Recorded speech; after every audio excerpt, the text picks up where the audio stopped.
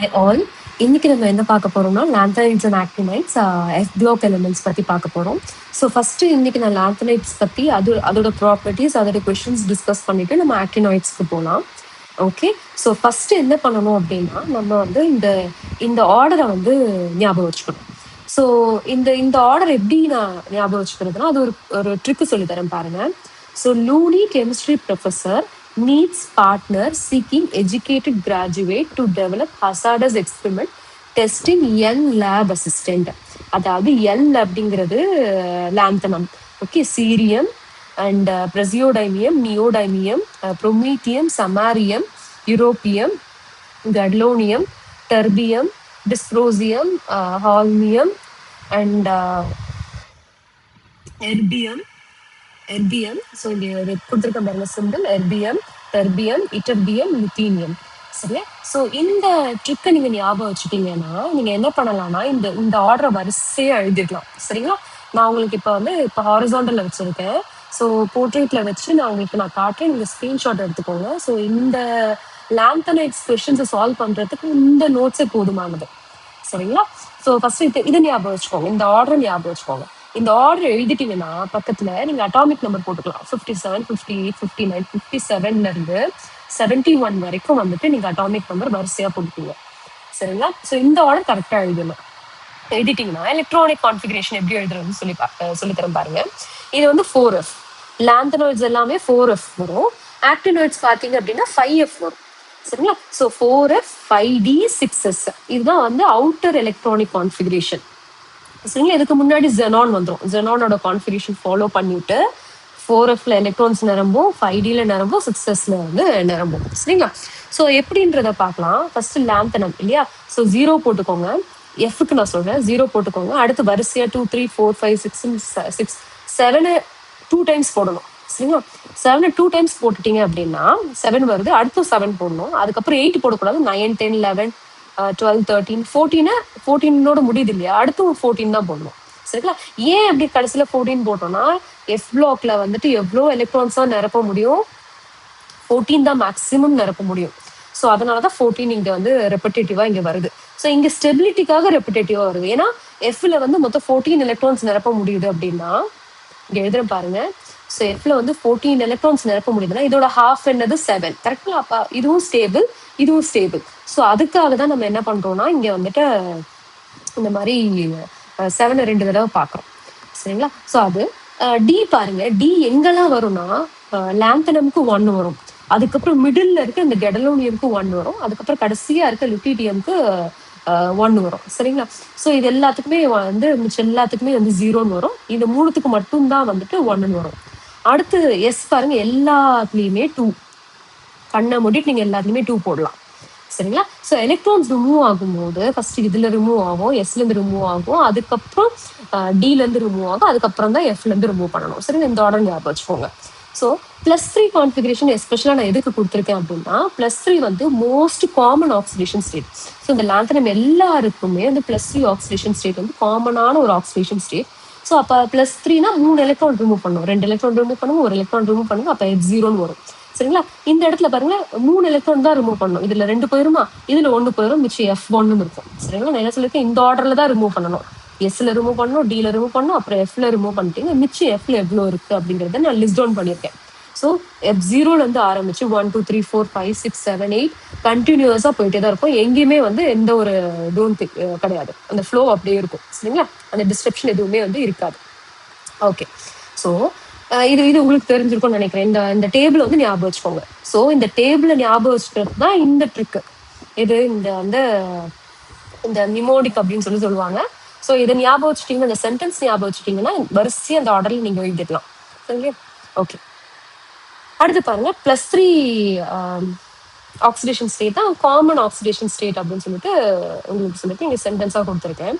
அடுத்து நீங்க ஞாபகம் வச்சுக்க வேண்டியது என்ன அப்படின்னா லாந்தனம்ல இருந்து லுட்டீடியம் போகும்போது டெசிசிட்டி என்ன ஆகும் அப்படின்னா டிக்ரீஸ் ஆகும் அப்படின்னு ஞாபகம் வச்சுக்கோங்க. ஏன் டெசிசிட்டி டிக்ரீஸ் ஆகுது அப்படின்னா ஒரு எக்ஸாம்பிளுக்கு சொல்றேன், லாந்தனைட் கான்ட்ராக்ஷன் தான் ரீசன்.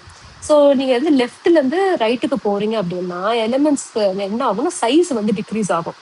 ஏன் சைஸ் டிக்ரீஸ் ஆகுது அப்படின்னா லாம்ப்ரைட் கான்ட்ராக்ஷன். ஸோ லாம்ப்ரைட் கான்ட்ராக்ஷன் எதனால இருக்கு அப்படின்னா எஃப் ஷெல் வந்து, அதாவது எஃப் சப்ஷெல் வந்து புவரா ஷீல்டு பண்ணும். புவர் ஷீல்டிங்னால உங்களுக்கு வந்து இந்த இந்த லாம்ப்ரைட் கான்ட்ராக்ஷன் நடக்கும். அதாவது எலக்ட்ரான்ஸ், அதாவது அவுட்டர் எலக்ட்ரான்ஸ் இருக்கு இல்லையா, இந்த எஸ் டீல சப்போஸ் எலக்ட்ரான் இருக்கு அப்படின்னா, இங்க டீல எல்லாம் இப்ப பாத்தீங்கன்னா, இங்க பாத்தீங்கன்னா டீல ஒரு எலக்ட்ரான் இருக்கு பாருங்களா. ஸோ டீல ஒரு எலக்ட்ரான் இருக்கு, எஸ்ல எலக்ட்ரான் இருக்கும்போது இந்த எலக்ட்ரான்ஸை வந்துட்டு நியூக்ளியஸ் பக்கம் வந்து இழுக்க விட்டுரும். எது இந்த எஃப் ஷெல். ஏன்? ஏன்னா புவரா வந்து ஷீல் பண்ணும். சரிங்களா, இதுதான் ஆர்டர். ஸோ எஸ்ஸுக்கு அதிகமா இருக்கும், அதுக்கப்புறம் வந்துட்டு பிக்கு அதிகமா இருக்கும், அப்புறம் டிக்கு, அதுக்கப்புறம் தான் வந்து எஃப்க்கு. ஸோ இந்த ஆர்டர் தான் வந்து ஃபாலோ பண்ணும். சரிங்களா. ஸோ இருக்கிறதுல எஸ் தான் அதிகமா ஷீல் பண்ணும். அதாவது நியூக்ளியஸ் கிட்ட எலக்ட்ரான்ஸ், அதாவது அதுக்கு மேல இருக்க ஷெல்ல இருக்க எலக்ட்ரான்ஸை நியூக்ளியஸ் கிட்ட நெருங்க விடாது. சரிங்களா. பட் எஃப் பாத்தீங்கன்னா கடைசியில இருக்கு. அப்ப என்ன பண்ணும், மேல இருக்க அவுட்டர் மோஸ்ட் ஷெல்ல இருக்க எலக்ட்ரான்ஸையும் நியூக்ளியஸை நோக்கி வந்து நியூக்ளியஸ் கிட்ட விட்டுடும். ஸோ அப்ப என்ன ஆகும்னா ஷ்ரிங்க் ஆகும். ஸோ சைஸ் வந்து குறையறதுனால போலரைசபிலிட்டி வந்து அதிகமாகும். ஸோ போலரைசபிலிட்டி அப்படின்னா என்னன்னா, இப்ப வந்து ஒரு இப்ப இதுல வந்து நான் ஏதாவது ஒரு எலிமெண்ட் எடுத்துக்கிறேன். எக்ஸாம்பிளுக்கு என்ன எடுத்துக்கலாம், நான் வந்து லுட்டீஷியம் எடுத்துக்கிறேன். சரிங்களா. ஏன்னா இருக்கிறதுலே வந்து இதுக்குதான் வந்து போலரைசபிலிட்டி அதிகம். சரிங்களா. ஸோ இப்ப என்னன்னா, இது வந்து ரொம்ப ரொம்ப வந்து சைஸ் கம்மியா இருக்கும். ஸோ சைஸ் கம்மியா இருக்கும், இதோட எலக்ட்ரான்ஸ் இருக்கு இல்லையா, லாஸ்ட் எலக்ட்ரான்ஸும் என்ன ஆகும் அப்படின்னா வந்துட்டு நியூக்ளியஸ் நோக்கி இழுக்கப்படும். சரிங்களா. இது கூட நீங்க வந்து OH மைனஸ் போட்டீங்கன்னு வச்சுக்கோங்க, OH மைனஸ். ஸோ இது என்ன பண்ணும்னா, இந்த இந்த OH மைனஸோட இந்த எலக்ட்ரான் கிளவுட் இருக்கு இல்லையா, ஸோ அதை என்ன பண்ண தான் பக்கம் இழுத்து வச்சுக்கோம். ஏன்னா இந்த நியூக்ளியஸ் வந்துட்டு சைஸும் கம்மி. ஸோ இந்த நியூக்ளியஸ் இதையும் என்ன பண்ணும்னா இன்ஃப்ளூயன்ஸ் பண்ணும். ஸோ அந்த மாதிரி நீங்க லெஃப்ட் டு ரைட் போகும்போது இந்த இன்ஃப்ளூயன்ஸ் என்ன ஆகும்னா இன்க்ரீஸ் ஆகும். ஸோ இது இன்க்ரீஸ் ஆகும், சைஸ் வந்துட்டு டிக்ரீஸ் ஆகும், டெசிசிட்டியும் டிக்ரீஸ் ஆகும். ஸோ இது ஞாபகம் வச்சுக்கோங்க, சைஸ் டெசிசிட்டி இது ரெண்டுமே என்ன ஆகும்னா டிக்ரீஸ் ஆகும் அப்படிங்கிறத ஞாபகம் வச்சுக்கோங்க. சரிங்களா. ஸோ இதை வந்து கொஞ்சம் நீட்டா இருக்கணும் அப்படிங்கிறதுனால இந்த நான் எழுதுனதை மட்டும் அனுப்பிச்சிடுறேன். ஸோ உங்களுக்கு வந்துட்டு இப்போ நான் வந்து ரொட்டேட் பண்ணி போர்ட்ரேட் மோட்ல காட்டுறேன்னா நீங்க வந்து ஸ்கிரீன்ஷாட் எடுத்துக்கோங்க. ஸோ இந்த நோட்ஸை எழுதி வச்சுக்கோங்க. ஸோ இது பார்த்துட்டோமா, அடுத்து இந்த மேக்னெட்டிசம் பார்க்கலாம். பாராமேக்னெட்டிசம், ஃபெரோ மேக்னெட்டிசம். ஸோ இது ரெண்டுத்துக்குமே என்ன டிஃப்ரென்ஸ் பார்த்தீங்க அப்படின்னா, ரெண்டுத்துலையுமே வந்து இப்போ எக்ஸ்டர்னலா ஒரு மேக்னெட்டிக் ஃபீல்டை வந்து நீங்க கொடுக்குறீங்க, ஒரு மேக்னெட்டை வந்து வைக்கிறீங்க அப்படின்னா, சப்போஸ் இந்த பாராமேக்னெட்டிக் சப்ஸ்டன்ஸ்ல இருக்க அந்த ஒரு அலைன்மெண்ட், அதாவது நம்ம தான் வந்து ஒரு அண்டர்ஸ்டாண்டிங்காக வந்து இந்த நார்த் போல் சவுத் போல் அப்படின்னு சொல்லிட்டு நம்ம போட்டிருக்கோம் இல்லையா. ஸோ ஒரு ஒரு டைரக்ஷன் நோக்கி, அதாவது இந்த பாராமேக்னெட்டிசம் பார்த்தீங்கன்னா இப்போ இந்த டைரக்ஷன் இருக்குன்னு வச்சுக்கோங்களேன். ஸோ இதுல இருக்க சப்ஸ்டன்ஸ்ல வந்து எல்லாமே குட்டி குட்டி மேக்னெட்டா ஆக்ட் பண்ணும். சரிங்களா. அப்ப குட்டி குட்டி மேக்னெட்டா அந்த வந்து அந்த பார்ட்டிகல் ஆக்ட் பண்ணும்போது இப்படி எக்ஸாக்டா எக்ஸ்டர்னல் மேக்னெட்டிக் ஃபீல்டோட அலைன் ஆகும்.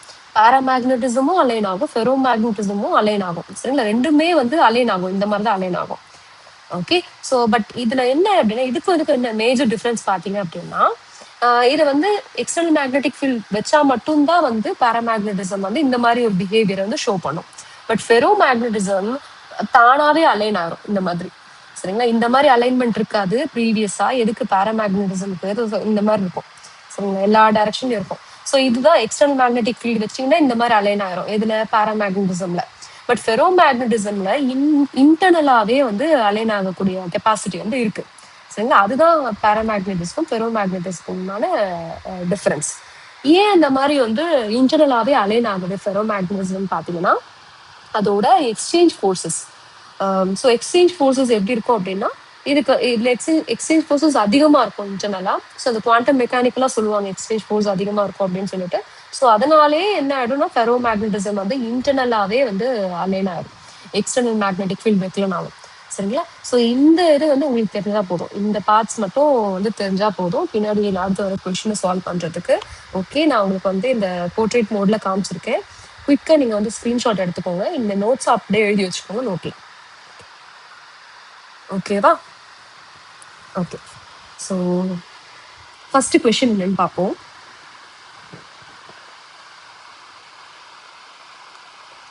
Given below are two statements. So statement one என்ன அப்படின்னா ferromagnetism is considered as an extreme form of paramagnetism. So first statement correct தான். ஏன் ஃபர்ஸ்ட் ஸ்டேட்மெண்ட் கரெக்ட்? நம்ம லாஸ்டா பார்த்ததுல என்ன பார்த்தோம்? ஃபெரோமேக்னட்டிசம் இன்டர்னலாவே அலைன் ஆயிரும். பட் பாராமேக்னட்டிசம்க்கு வந்து என்ன பண்ணணும்? நம்ம எக்ஸ்டர்னல் மேக்னெட்டிக் ஃபீல்டு வந்து நம்ம வந்து செட் பண்ணணும்.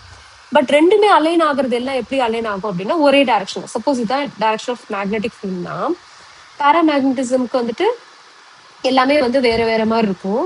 ஸோ நீங்க as soon as external magnetic field வச்சுட்டீங்கன்னா இது எல்லாம் சேமா இப்படி அலைன் ஆயிடும்.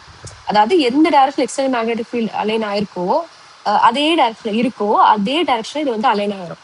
எக்ஸ்கியூஸ் மீ, அலைன் ஆயிரும். பட் வந்து இதுக்கு ஃபெரோ மேக்னட்டிசம் பாத்தீங்க அப்படின்னா அது ஆல்ரெடி என்ன இருக்கும்? அலைன் ஆகி தான் இருக்கும். ஸோ அது எப்படி எப்படி இருக்கும்னா எக்ஸ்டர்னல் மேக்னெட்டிக் ஃபீல்டோட அது வந்து மேட்ச் ஆயிரும். சரிங்களா? அப்ப ரெண்டுமே கிட்டத்தட்ட எப்படி இருக்கு? Align with external magnetic field தான். அப்ப first statement correct. Second statement பாருங்க, the number of unpaired electrons in chromium plus 2 ion is the same as the neodymium plus 3 ion. இப்போ குரோமியம்க்கும் நியோடிமியம்க்கும் நம்ம வந்துட்டு எலக்ட்ரானிக் கான்ஃபிகரேஷன் எப்படி இருக்கு அப்படிங்கிறத பார்க்கணும். ஸோ குரோமியம் பார்த்தீங்க அப்படின்னா குரோமியம் பிளஸ் 2, சரிங்களா? அப்போ D4 configuration. Neodymium plus 3. So neodymium plus 3க்கு வந்துட்டு நம்ம இங்க பாருங்க எலக்ட்ரானிக் கான்ஃபிகரேஷன் பார்த்துருக்கோம். ஸோ பிளஸ் 3-ஆ இருக்கும்போது நியோடிமியம் பிளஸ் 3-ஆ இருக்கும்போது என்ன கான்ஃபிகரேஷன்? F3. ஸோ இது வந்து D4, இது வந்து F3. ஸோ ரெண்டுமே எப்படி இருக்க எப்படி எப்படி இல்லை சேமா இல்லை. ஏன்னா இதோட நீங்க அன்பேர்ட் எலக்ட்ரான்ஸ் வந்து 4 வரும். கரெக்டுங்களா? ஃபில் பண்ணி இங்க வந்து 3 தான் வரும். ஸோ இங்க 4 இருக்கு, இங்க 3 இருக்கு, சேம் கிடையாது. ஸோ அப்போ என்ன correct? Statement 1 correct, but statement 2 வந்து தப்பு. சரிங்களா? ஸோ அதுதான் இதுக்கு கரெக்ட் ஆப்ஷன். ஸோ கீழே இங்கே நோட்ஸ் கொடுத்துருக்கேன். பாராமேக்னட்டிசமுக்கும் மேக்னட்டிசமுக்கும் உள்ள டிஃப்ரென்ஸ் பார்த்தீங்க அப்படின்னா due to applied external magnetic field அப்பதான் அந்த பாராமேக்னட்டிசம் கிரியேட் ஆகும். பட் இதுல பாத்தீங்க அப்படின்னா இன்டர்னல் ஃபோர்ஸ் வழியா ஸ்பின் வந்து அலைன்மெண்ட் வந்து நடக்கும். ரெண்டுமே எப்படிதான் இருக்கும்? Alignment along the direction of applied magnetic field. இதுதான் நீங்க ஞாபகம் வச்சுக்கணும் இந்த கொஸ்டினுக்கு. சரிங்களா? அடுத்த கொஸ்டின் பார்க்கலாம். Which of the following set of ions acts as oxidizing agent? இதுல எது வந்து ஆக்சிடைசிங் ஏஜென்ட்டா வந்துட்டு ஆக்ட் பண்ணுது? இது 4 இது கொடுத்துருக்காங்க, செட் ஆஃப் பேர்ஸ் கொடுத்துருக்காங்க. ஸோ இதுல எது வந்து ஆக்சிடைசிங் ஏஜென்ட் நம்ம கண்டுபிடிக்கணும். ஒரு ஒரு சின்ன ஹிண்ட் சொல்றேன். இங்க வந்துட்டு +3 ஆக்சிடேஷன் ஸ்டேட் தான் வந்து காமனான ஆக்சிடேஷன் ஸ்டேட் நம்ம பார்த்துருக்கோம். கரெக்டுங்களா? ஸோ அதோட எலக்ட்ரானிக் கான்ஃபிகரேஷன் இங்கேயும் கொடுத்துருக்கேன். ஃபர்ஸ்ட் ஒன் பாருங்களேன், சீரியம் +4 அண்ட் டெர்பியம் +4 ரெண்டுமே +4 ஆக்சிடேஷன் ஸ்டேட்ல இருக்கு. இதுல பாத்தீங்க அப்படின்னா லாந்தினம் +3, லிட்டியம் +3ல தான் இருக்கு. ஸோ இது வந்து ஸ்டேபிள் எலக்ட்ரானிக் கான்ஃபிகரேஷன் இருக்கு. அது மட்டும் இல்லாம காமனா லாந்தனைட்ஸ் எக்ஸிபிட் பண்ற ஆக்சிடேஷன் ஸ்டேட் தான் +3. ஸோ அந்த +3லயே இதுவும் இருக்கு. ஸோ இதுவும் கரெக்ட். அடுத்து யூரோப்பியம் +2 அண்ட் இட்டர்பியம் +2 பாருங்களேன். இதெல்லாம் ரெடியூசிங் ஏஜென்ட்டா ஆக்ட் பண்ணும், ஆக்சிடைசிங் ஏஜென்ட்டா ஆக்ட் பண்ணாது. ஸோ ஆக்சிடைசிங் ஏஜென்ட்னா என்ன?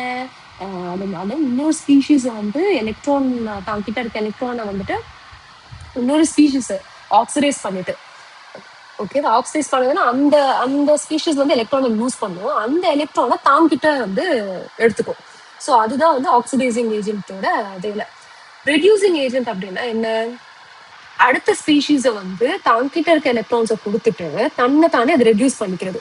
கரெக்டுங்களா? ஸோ இது தன்னைத்தானே வந்து இங்க பாத்தீங்கன்னா ரெடியூசிங் ஏஜென்ட் தன்னைத்தானே ஆக்சிடைஸ் பண்ணிக்கும். மாற்றி சொல்லிட்டு சாரி, அடுத்த ஸ்பீஷீஸ் ரெடியூஸ் பண்ணிட்டு தன்னைத்தானே ஆக்சிடைஸ் பண்ணிக்கும். ஸோ இப்போ அப்படி அந்த மாதிரி ரெடியூசிங் ஏஜென்ட்டா ஆக்ட் பண்ணுச்சுன்னா இது என்ன ஆகும்? யூரோப்பியம் +3 ஆகும். சரிங்களா? இட்டர்பியம் +3 ஆகும். ஸோ இது எல்லாமே common oxidation state, stable oxidation ஸ்டேட்டுக்கு வந்துருச்சு பாருங்களேன். ஸோ அதனால இது ரெடியூசிங் ஏஜென்ட், ஆக்சிடைசிங் ஏஜென்ட் கிடையாது. யூரோப்பியம் பாருங்க, யூரோப்பியம் +2 இங்க வந்து ரெடியூசிங் ஏஜென்ட். நமக்கு கொஸ்டின் ரெண்டுமே ஆக்சிடைசிங் ஏஜென்ட்டா ஆக்ட் பண்ணணும்னு சொல்லியிருக்காங்க. ஸோ அப்போ வந்து இதுதான் சீரியம் +4 அண்ட் டெர்பியம் +4. இது என்ன பண்ணும்னா அடுத்த ஸ்பீஷீஸ் ஆக்சிடைஸ் பண்ணிட்டு தன்னை தானே ரெடியூஸ் பண்ணிக்கும்.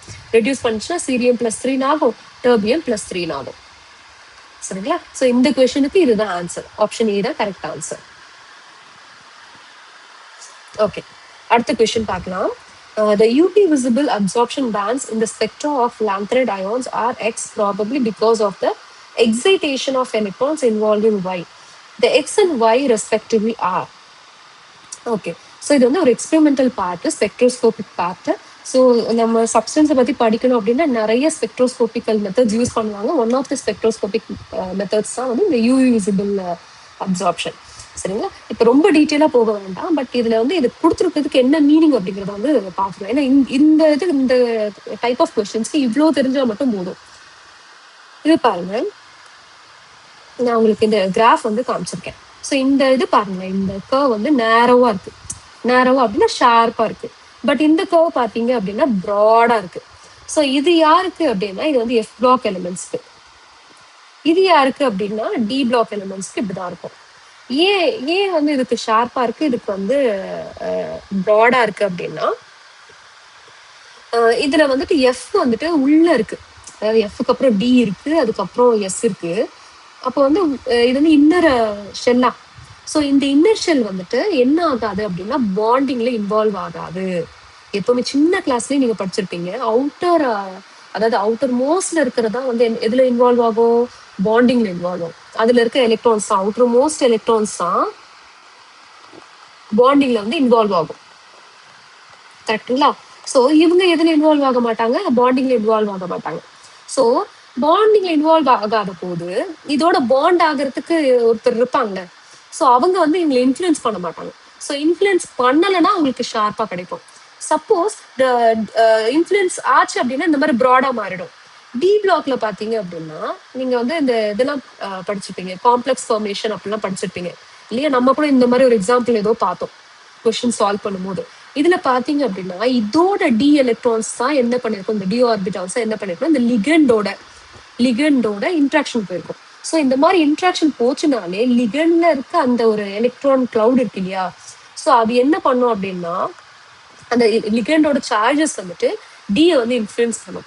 ஸோ டி இன்ஃப்ளூயன்ஸ் பண்றதுனால நமக்கு இந்த மாதிரி ப்ராடா கிடைக்கும் பீக்கு. சரிங்களா? ஸோ இன்ஃப்ளூயன்ஸ் ஆகலைன்னா நேரோ அண்ட் ஷார்ப்பா கிடைக்கும் உங்களுக்கு, இல்லை நேரோ ஆர் ஷார்ப். சரி, இந்த நேரோ எடுத்து ஷார்ப்னு கூட கொடுக்கலாம் வேர்டு. சரிங்களா? ஸோ உங்களுக்கு ஷார்ப்பா கிடைக்கும்.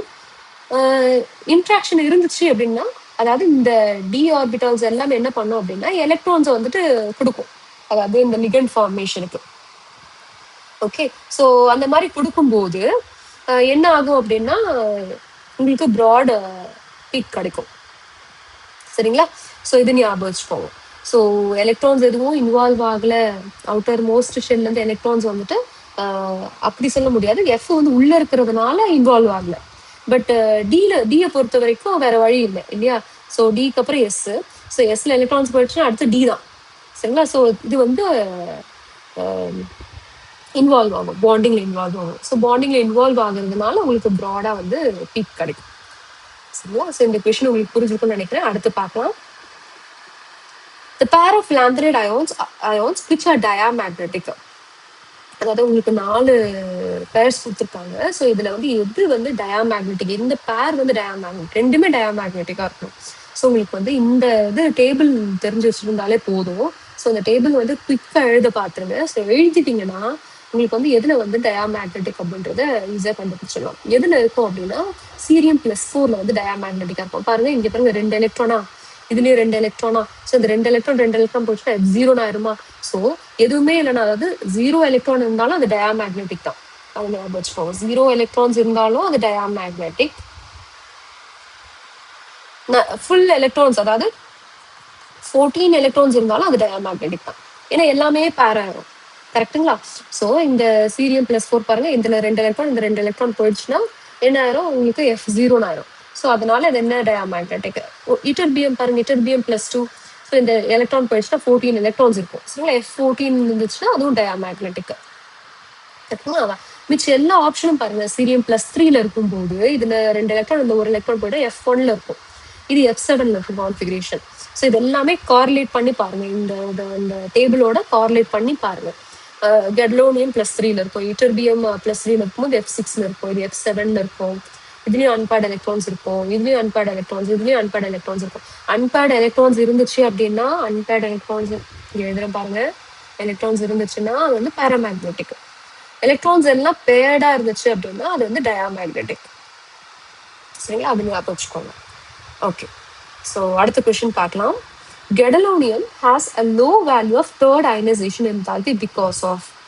ஸோ இந்த இடத்துல 4 ஆப்ஷன்ஸ் உங்களுக்கு கொடுத்துருக்காங்க. உங்களுக்கு ஸ்மால் சைஸ்னு என்ன தெரியும், லாந்த்ரேட் கான்ட்ராக்ஷன்.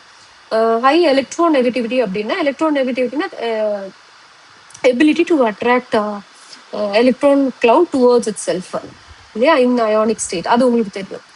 பேசிக் கேரக்டர் அப்படின்னாலும் உங்களுக்கு தெரியும். பேசிசிட்டின்றது நம்ம OH மைனஸ் ஆன வந்து எவ்வளோ number of OH minus ions aqueous சொல்யூஷன்ல ப்ரொடியூஸ் ஆகுது அப்படிங்கிறது, இல்லைன்னா attraction of H plus ions. ஸோ இது ரெண்டுத்துல வச்சு தான் பேசிக் கேரக்டர் நம்ம சொல்லுவோம். பட் நமக்கு தெரியாத ஒண்ணு என்ன அப்படின்னா, இந்த இது ஹை விட்டுருங்க, எக்ஸ்சேஞ்ச் என்தால்பி அப்படிங்கிறது. ஸோ எக்ஸ்சேஞ்ச் என்தால்பி அப்படின்னா என்னன்னா, எப்பவுமே ஃபார் எக்ஸாம்பிள் இங்கே கெட்லோனியமே எடுத்திருக்கேன். ஓகே, கெட்லோனியம்ல பாத்தீங்க அப்படின்னா நார்மலா இதான் வந்து எலக்ட்ரானிக் கான்ஃபிகரேஷன் F7D1S2.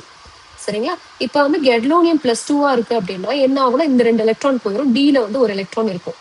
சரிங்களா? இப்போ கெட்லோனியம் +2ல இருந்து +3 ஆகுதுன்னு வச்சுக்கோங்களேன், D7 மாறிடும்.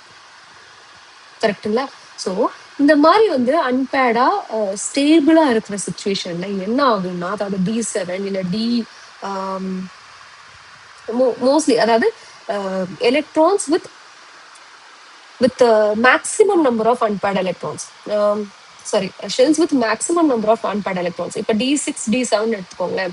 ஸோ எதுல வந்து maximum number of unpaired electrons இருக்கு, D7ல தான் maximum number of unpaired electrons இருக்கு. ஸோ இது எல்லாமே பேரலா இருக்கு. பாருங்க, நான் வரையும் போது இப்படி தானே வரைவேன், 5 6 7. சரிங்களா? ஸோ இது என்னது, F பிளாக்ல நான் வந்து எலக்ட்ரான்ஸ் வந்துட்டு அன்பேர்டா வந்து ஃபில் பண்ணியிருக்கேன். கரெக்டுங்களா? ஸோ இப்படி இருக்கும்போது என்ன ஆகுனா, ஒரு எலக்ட்ரான் வந்து இன்னொரு எலக்ட்ரானோட எக்ஸ்சேஞ்ச் போகும்.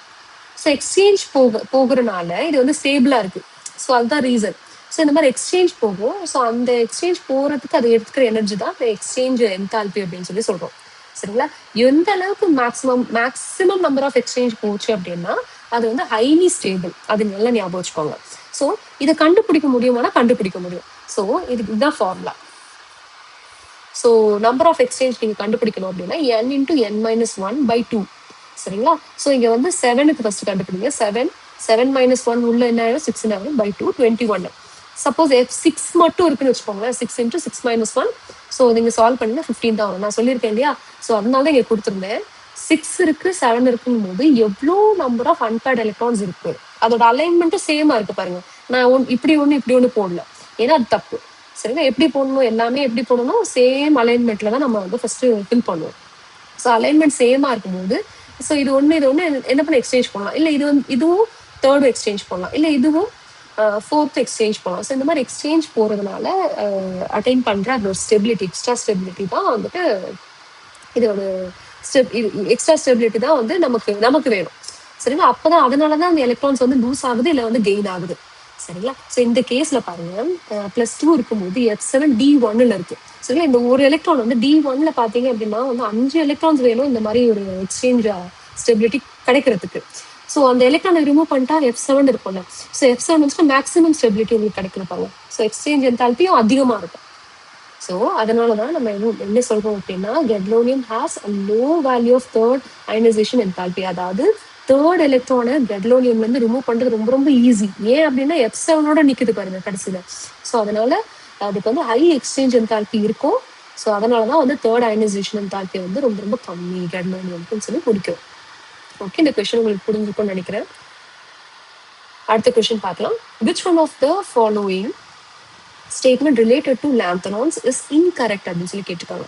யூரோப்பியம் வந்து +2 ஆக்சிடேஷன் ஸ்டேட்ஸ் ஷோ பண்ணும் அப்படிங்கிறது நமக்கு முன்னாடி தெரியும். ஏன்னா ரெடியூசிங் ஏஜென்ட் ஆக்ட் பண்ணும். இந்த இதுல ப்ரீவியஸ் கொஸ்டின்ல பார்த்தோம். The basicity decreases as the ionic radius decreases from promethium to lutetium. நான் உங்களுக்கு சொல்லியிருக்க முன்னாடியே, லெஃப்ட்ல இருந்து ரைட் போனீங்கன்னா basicity என்ன ஆகும், டிக்ரீஸ் ஆகும். basicity decreases, size decreases. So reason என்ன, lanthanide contraction. All the lanthanoids are much more reactive than aluminum கிடையாது. ஸோ எல்லா லாந்தனைட்ஸுமே வந்து அலுமினியம் விட ரியாக்டிவ்னு சொல்லியிருக்காங்க கிடையாது. ஸோ அலுமினியம் விட ரியாக்டிவிட்டி குறைவா இருக்க லாந்தனைட்ஸும் இருக்கலாம். சரிங்களா? நீங்க என்ன பண்ணுங்க, கரெக்டான ஸ்டேட்மெண்ட் என்னன்றத ஃபர்ஸ்ட் கண்டுபிடிச்சிருங்க. அதுக்கப்புறம் இன்கரெக்ட் ரிமைனிங் இருக்கிற இன்கரெக்ட் வந்து ஈஸியா கண்டுபிடிச்சலாம். இது உங்களுக்கு தெரியலனா கூட பிரச்சனை கிடையாது. மிச்சம்லாம் உங்களுக்கு தெரிஞ்சிச்சுனாலே நீங்க எது இன்கரெக்ட்ன்றதை கண்டுபிடிச்சிடலாம். Cerium +4 solution are widely used as oxidizing agent in volumetric analysis. Volumetric analysis என்ன அனாலிசிஸ் அது தெரியலனா கூட பரவாயில்ல. சீரியம் பிளஸ் 4 இருக்கு இல்லையா? ஸோ சீரியம் பிளஸ் 4னா ரெண்டு எலக்ட்ரான், அதாவது எஃப்ல 2 எலக்ட்ரான், இங்க இருக்கு பாருங்க, எஃப்ல 2 எலக்ட்ரான், எஸ்ல 2 எலக்ட்ரான். ஸோ இந்த 2 எலக்ட்ரான் வந்து போயிடுச்சுன்னா என்ன ஆகும் அப்படின்னா எஃப் ஜீரோன்னு ஆகும். பட் வந்து +3 ஆக்சிடேஷன் ஸ்டேட் தானே ஸ்டேபிள். ஸோ F1 அப்படின்னு நிக்கணும் அப்படின்னா அது என்ன ஆகும் அப்படின்னா இங்க ஆக்சிடைசிங் ஏஜென்ட்னா தனி ரெடியூஸ் பண்ணும். தனி ரெடியூஸ் பண்ணிச்சா சீரியம் +3 ஆகும். ஸோ வந்து இதுவும் கரெக்ட். ஸோ அப்போ இன்கரெக்ட் ஸ்டேட்மெண்ட் எதுவா இருக்க முடியும்? தேர்ட் தான் இன்கரெக்ட் ஸ்டேட்மெண்ட்டா இருக்க முடியும். சரிங்களா? ஓகே. ஸோ இதோட நம்ம வந்து என்ன பண்ணிடலாம், இந்த வீடியோ போதும் இவ்வளோ கொஷின்ஸ் டிஸ்கஸ் பண்ணது. ஸோ மிஸ்சலேனியஸ் கொஷின்ஸ் வந்து நான் நெக்ஸ்ட் வீடியோவில் நிறைய கொண்டு வர பார்க்குறேன். ஸோ இந்த கொஷின்ஸ் எல்லாம் ப்ராக்டிஸ் பண்ணுங்க. முக்கியமாக அந்த நோட்ஸ் வந்து நோட் பண்ணி வச்சுக்கோங்க. சரிங்களா? ஸோ இது தெரிஞ்சதுன்னா உங்களுக்கு ஈஸியாக வந்துட்டு பின்னாடி நான் கொடுத்துருக்க கொஷின்ஸ் எல்லாத்தையுமே நீங்கள் சால்வ் பண்ணலாம். ஸோ எல்லா கொஷின்ஸ்லேயே திரும்ப நீங்கள் எழுதிட்டு ப்ராக்டிஸ் பண்ணுங்க. ஓகே. சேனலை சப்ஸ்கிரைப் பண்ணாமல் நிறைய பேர் சேனலை பார்த்துட்டு இருக்கீங்க. சப்ஸ்கிரைப் பண்ணுங்க. ஸோ உங்களுக்கு நோட்டிஃபிகேஷன் ஐக்கானை வந்து ஆன் பண்ணி வச்சுக்கோங்க. So as soon as video daily post ஆகுதுன்னா நோட்டிஃபிகேஷன் வந்து உங்களுக்கு வரும். ஸோ அதை டேர்ன் ஆன் பண்ணிக்கோங்க, சப்ஸ்கிரைப் பண்ணுங்க அண்ட் கண்டினியூஸாக வந்து ப்ராக்டிஸ் பண்ணுங்க. Okay, thank you.